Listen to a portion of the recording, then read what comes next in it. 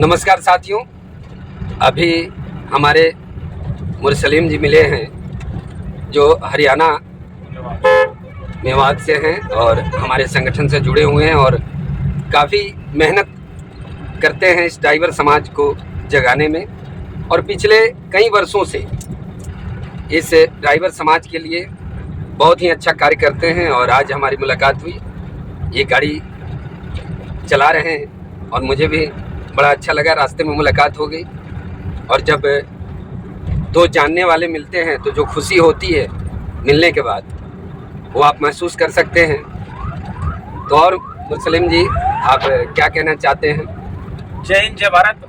साथियों, हमारा कहना यही है बार बार कि अपने ऑल ड्राइवर कल्याण संघ भारत के संगठन में जुड़े रहें और मजबूती से काम करें। और जो ड्राइवर अपनी वैल्यू इज्जत नहीं समझता उसका कभी भला नहीं हो सकता। अच्छा, एक चीज़ और मैं मुरसलीम जी पूछना चाहूँगा जी कि अभी भारत में आपको पता है कि लोकसभा का चुनाव है। जैसे मेवात एक ऐसा क्षेत्र है जो मुझे लगता है कि भारत में सबसे ज़्यादा ड्राइवर मेवात क्षेत्र से ही आते हैं। सही बात। और इतना ड्राइवर जैसे एक घरों में मुझे लगता है कि ज़्यादातर लोग ड्राइविंग से ही जुड़े हुए हैं।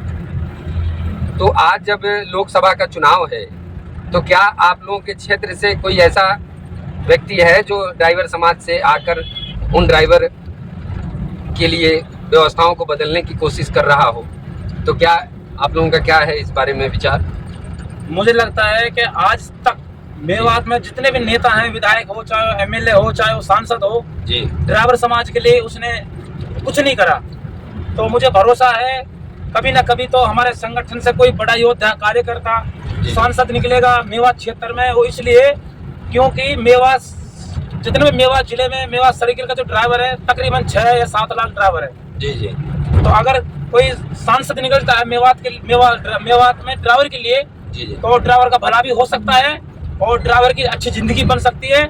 मैंने अभी आपके क्षेत्र में कई बार मैं गया हूँ सभाओं में और मैंने देखा कि वहाँ के जो भी विधायक सांसद हों, जिस तरीके से उस क्षेत्र का व्यवस्थाओं को मैंने देखा है। मैं जैसे एक बड़कली चौक की बात बता रहा हूँ। बड़कली चौक पे हर रोज हजारों लोगों का आना जाना होता है। सही बात। लेकिन मैंने देखा है कि वहाँ एक चौक पे शौचालय की व्यवस्था नहीं है। ये बात आप भी जानते हैं। नहीं है। तो ये व्यवस्थाएं, क्योंकि मुझे लगता है कि देश के अंदर लोगों ने सिर्फ उस क्षेत्र को अपने यूज के लिए, अपने वोटिंग के लिए कहीं कभी दंगे करा देना, कहीं कुछ धर्मों को लेके भड़काना और ऐसी चीज़ों को लेकर वहाँ लोग राजनीति करते हैं। लेकिन आज अपने वोटों के लिए फायदा उठाना।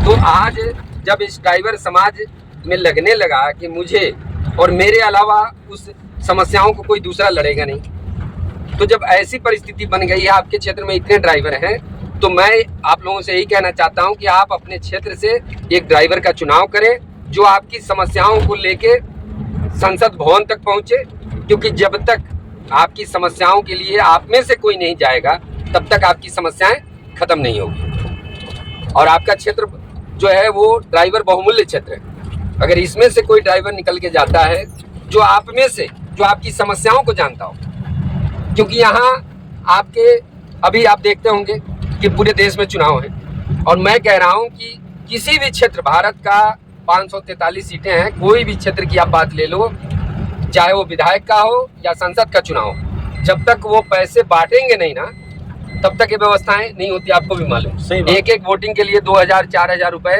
लोग देते हैं और वोट करते हैं। तो मैं ये कहना चाह रहा हूँ कि जब तक आप नहीं सुधरेंगे, आप जब ऐसे लोगों को चुन के भेजते हैं जो पैसे 2000-4000 दे के आप लोगों को 5 साल तक वो आपकी व्यवस्थाओं से बेदखल कर देते हैं, यही होता है सर। क्योंकि 1000-2000 रुपए में आपने वोटिंग किया, उसको मालूम है कि मैंने करोड़ों रुपए खर्च किए हुए हैं, तो मैं करोड़ों रुपए खर्च करके अगर उस समाज का भला की बात मैं कर रहा हूँ, अगर ऐसी व्यवस्था होती तो आज हमारा देश बहुत पहले बेहतर बन गया होता। और ड्राइवर समाज तो सबसे पिछड़ा हुआ समाज है और सबसे ज्यादा मेवात से ही ड्राइवर आते हैं। लेकिन मेवात की व्यवस्थाएं मैं देख रहा हूँ कि सबसे पीछे है। आप वहाँ से आते हैं, आपको नहीं लग रहा है कि हमारे क्षेत्र में ना तो स्कूल की व्यवस्थाएं बदली है, ना तो ड्राइवरों का। आज कितने ड्राइवर ऐसे हैं जो दुर्घटना होने के बाद क्या उन्हें कुछ मदद दी गई सरकार की तरफ से? 1% भी नहीं। आप अपने गांव समाज में देखते होंगे ना कि ड्राइवर जब बूढ़े हो जाते हैं, जब वो ड्राइविंग करने लायक नहीं रहते हैं, उस समय क्या उन्हें कुछ मदद मिलती है? 1% भी नहीं मिलती, ना सरपंच की तरफ से, ना विधायक की तरफ से, ना कुछ सरकार की तरफ से, कुछ भी नहीं मिलता। लेकिन इस व्यवस्थाओं में जैसे आप नौजवान हैं, तो आप लोग अगर इस पे पहल नहीं करेंगे तो कौन पहल करेगा? हमको ही करना चाहिए।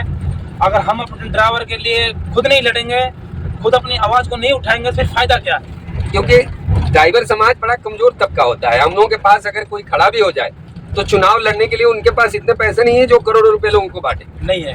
वो आपके मत का प्रयोग करके, वो ड्राइवर के मत का प्रयोग करके आपकी व्यवस्था को बदलने के लिए आप लोगों के साथ रहेंगे या आपकी व्यवस्था बदलने की बात करेंगे। ऐसा नहीं है कि वो कहीं ना कहीं जो आप समझ रहे हैं कि लोगों की तरह आज जिस तरीके का आप देख रहे हैं कि बिना पैसे दिए हुए वोटिंग का कोई काम नहीं है। चाहे आप कौन नेता है, कहाँ से आ रहे हैं, मतलब नहीं। 100-200 का पेट्रोल बाइक में डलवाना, लोगों को पीछे खर्च करना, उनके पीछे एक समुदाय दौड़ रहा है। और ये लोगों को पता है कि हम चंद पैसे खर्चे करेंगे और इन लोगों को कुछ मिलने का है नहीं। यही व्यवस्थाएं चल रही है।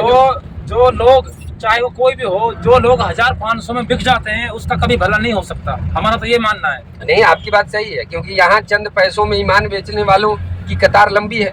सही और हम व्यवस्था बदलने के लिए कह रहे हैं, हम व्यवस्था को बदलने की बात कर रहे हैं। और इस वीडियो के माध्यम से पूरे देश के ड्राइवरों तक ये मैसेज जाना चाहिए कि जिस भी क्षेत्र में ड्राइवरों की संख्या अधिक है, आप वहाँ से चुनाव में खड़े हों और उन ड्राइवरों को ये कहें कि आप अपने मत का प्रयोग करके इस देश में अगर ड्राइवर आयोग बनता है, ड्राइवर राहत कोष बनता है, आज करोड़ों ड्राइवर सड़कों पे चल रहे हैं, आप देख रहे हैं। और सरकार ने मात्र 2 दिनों, आपने देखा कि 2 दिनों के अंदर ही समझ गया, सरकार को समझ में आ गई। जबकि किसान 1.5 साल तक खड़े थे, 750 किसान वहां मर गए, तब जाके वो कानून वापसी हुई थी, आपको भी मालूम। सही बात। लेकिन ड्राइवर 2 दिनों में, तो ड्राइवर के अंदर ताकत बहुत है।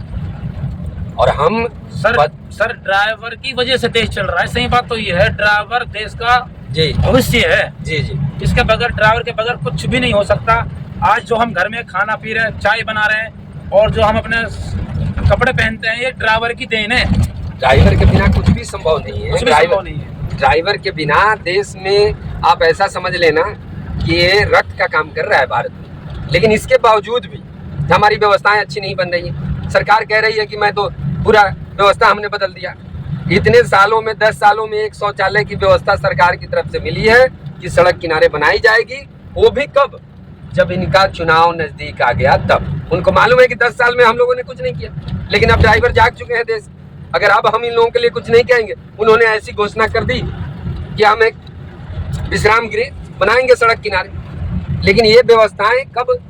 जब लास्ट 10 साल हो रहा है, इनको मालूम है कि अगली साल जब हम आएंगे तो करेंगे, नहीं आएंगे तो नहीं करेंगे। लेकिन देश के ड्राइवर जाग चुके हैं। और आज की जो व्यवस्था है, इस व्यवस्था में अगर ड्राइवर नहीं समझते हैं तो मुझे लगता है कि फिर मौका नहीं मिलेगा। और पूरे देश में, ये नहीं कि मैं कह रहा हूँ, लेकिन मेरा कहने का मतलब ये है कि आपका जो मेवात क्षेत्र आता है, नूह जो जिला है, उस क्षेत्र से इतने ड्राइवर हैं, मैं तो कई सभाओं में गया हूँ, मैंने देखा है इतने लोग काम करते हैं, इतनी मेहनत के बावजूद भी उस क्षेत्र का विकास बेहतर नहीं हो पाया। सही बात तो ये है कि मेवात के अंदर लाखों की तादाद में ड्राइवर है। अगर ड्राइवर अपने बच्चों के भविष्य के लिए, अपने खुद के भविष्य के लिए नहीं लड़ाई लड़ेंगे, संगठन के साथ नहीं जुड़े रहेंगे और अपने हक की आवाज नहीं उठाएंगे, तो उसका कैसे भविष्य सुधरेगा? जी जी। और अगर हम सांसद खड़ा करते हैं, हम ड्राइवर इकट्ठे होकर हम कुछ सांसद चुनते हैं, कोई अच्छा, बेहतर, बढ़िया, मजबूत, तो हम ड्राइवर का परिवार बेहतर बन सकता है। क्यों नहीं बेहतर बनेगा? बेहतर बनेगा। अब इसमें चुनाव करना है, क्योंकि अब सामने समय आ चुका है। आप लोग इस पर विचार करें और अगर उस तरीके की व्यवस्था बनती है तो आप अपने क्षेत्र से ड्राइवर को खड़ा करें। और मेरा मानना है कि अगर ड्राइवर खड़ा होगा तो वहाँ से जीतेगा और आपकी समस्याओं के लिए वो खड़ा होके देश के संसद भवन में, जहाँ से कानून बनती है, और वहीं से ये ड्राइवर आयोग बनेगा। क्योंकि हमारी जो मांग है, भारत के संविधान में बदलाव की मांग, और ये संभव तब होगा जब हम में से ही कोई चुन के उस जगह तक जाएगा। क्योंकि उसे मालूम है कि हमारे साथ क्या समस्याएं हो रही। सरकार के कहने के बावजूद भी आपको मालूम है कि राज्य की सीमाओं पर अवैध वसूली पूरे भारत में हो रही है, चल रही है, और वहां से करोड़ों रुपए फंड आते हैं। और ये सब फंड कहाँ जाते हैं भाई? ये सारे सरकार के पास जाते हैं। और इनको मालूम है कि ये तबका एक ऐसा तबका है कि यहाँ लोगों को गुमराह करते रहो और चलते रहेंगे। आज आप सड़कों पे इतने ड्राइवर चलते हैं, हर जगह आप देख रहे हैं कि अवैध वसूली हो रही है, हर बॉर्डरों के ऊपर होता है। वहाँ कितने लाखों की तादाद में ड्राइवर आते हैं और हर रोज अरबों रुपए वसूले जाते हैं। सरकार को भी मालूम है। पिछली बार जब हम गए थे नितिन गडकरी जी से मिल के आए, उन्होंने कहा कि हम इसे बंदी करेंगे, लेकिन क्या व्यवस्थाएं बंद हुई? 10 साल हो गए। ये मान के चलो, अगर हम एक MP बॉर्डर पे अगर एक गाड़ी 1000 रुपया, तो नॉर्मल मान के चलो एक गाड़ी 1000 रुपये, 2-2 हजार 3-3 हजार रुपए लेते हैं वहाँ। 24 घंटा में तकरीबन 12,000 गाड़ी गुजरती है। तो ये कैलकुलेशन करके देखो एक महीने में कितनों करोड़ों अरबों खरबों पैसा कहाँ जा रहा है। अरे अरबों रुपए ये सब सरकार के पास फंडिंग हो रहा है, लेकिन सरकार तो मालूम है तो भ्रष्टाचार। वही तो मैं बोल रहा हूँ ना कि उनको मालूम है सबसे बड़ा आमदनी का जरिया भारत के अंदर ट्रांसपोर्ट सेक्टर है, चाहे वो डीजल का हो, टोल का हो, सबसे बड़ा आमदनी का जरिया ये है। अगर आप समझ लो कि अगर इस भारत को जिंदा रहना है तो वो ड्राइवर के द्वारा ही संभव है। सही बात है। जब तक ये गाड़ियां नहीं चलेगी, ये ट्रांसपोर्टिंग नहीं होगा, तब तक ये व्यवस्थाएं पूरे उथल पुथल हो जाएगी। और इतना बड़ा महत्वपूर्ण योगदान देने के बावजूद भी ड्राइवर को साल में एक दिन सम्मान नहीं मिलता है। हर जगह पे शोषण हो रहा है, हमारी कोई व्यवस्था नहीं है। कहीं ड्राइवर दुर्घटना हो जाए, अभी गाड़ियों में मैं देख रहा हूँ कि सबसे ज्यादा आगजनी की खबरें आ रही हैं। कई ड्राइवर अभी 2-3 दिनों के अंदर में दुर्घटना हो गई है, आग लग के जल गए। सारी व्यवस्थाएं जो है ना